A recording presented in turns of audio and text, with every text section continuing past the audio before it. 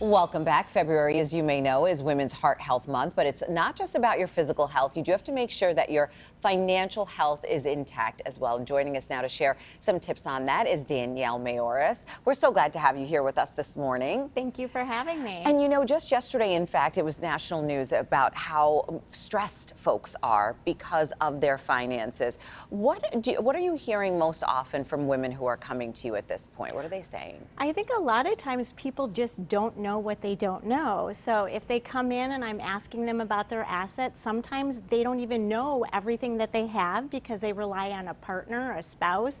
And so it's important to know what your assets are and also how they're titled. That's a major issue as well. So where should you start? What are like the basic baby steps? Because I feel like even, women who are, in their 40s, even in their 50s, you're not always paying attention to the things that, we need to be looking at. I think just the real basics. Start with knowing your assets and how they're titled. Just take that inventory. And then from there, make sure that you're protecting yourself. You want to read over everything that's presented to you. You don't want to run into a problem and rely on someone else handing you something and signing something. I think we really want to take ownership of things and be aware of our assets and our legal, documents that we have. And so obviously, we've talked a lot over the last couple of months about, the rising cost of groceries and inflation. I mean, there are so many families who are living paycheck to paycheck. What is your advice overall on reducing some of that stress? Where do you even start? I think by surrounding yourself with good people that you trust, having professionals you can rely on, that financial advisor, that attorney, to really help guide you and be able to share everything with them so, they can look out for your best interest. Okay, so what is step one when you're looking for a financial advisor? Let's say if we're focusing on women, right? Someone who is women-centric. What do you tell people?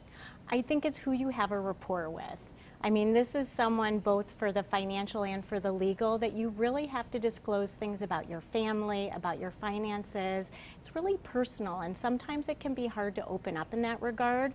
So I think number one, you want someone experienced, but number two is, do you really connect with that person to have that rapport? So specifically, why is it, and this could be a loaded question, why do you think women have such a hard time opening up about their finances? I think part of that may be because, it's a conversation that oftentimes we rely on other people for.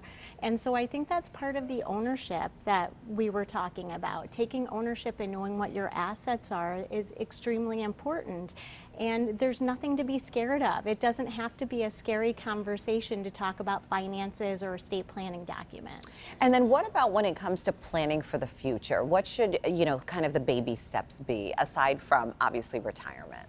I think doing the legal planning with estate planning documents is extremely important. We've been talking about finances, but the other part of your financial and legal health is trusts, medical and financial power of attorneys. Those are really critical documents that I recommend for everyone over the age of 18 to at least explore. Okay, and then what about in terms of concerns about setting up your children for college, right? I think that a lot of that falls on women, even if it is a two-parent household.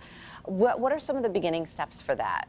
Well, I think having 3 kids in college right now, I can say is plan early.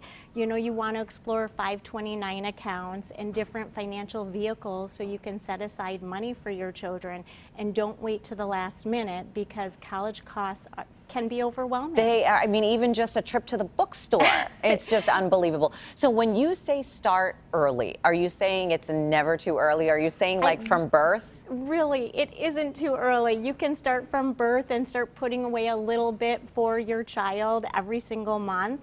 I think that's really important because the costs are going up. And so we want to be prepared for that. And we've always heard a lot of experts say if you make these things automatic, you tend to it's on autopilot, it just goes, and you don't think about it. Do you often suggest that to your clients? Absolutely. If you can just put away whatever amount you're comfortable, just take it out of your paycheck and systematically put it away, and it just becomes habit and you don't even think about that. I think that's the best way to handle it. They'll be off to college before you know it, right? It happens in the blink of an eye. Absolutely. All right. Well, Danielle, great advice. We appreciate you stopping by this morning. Thank you so much.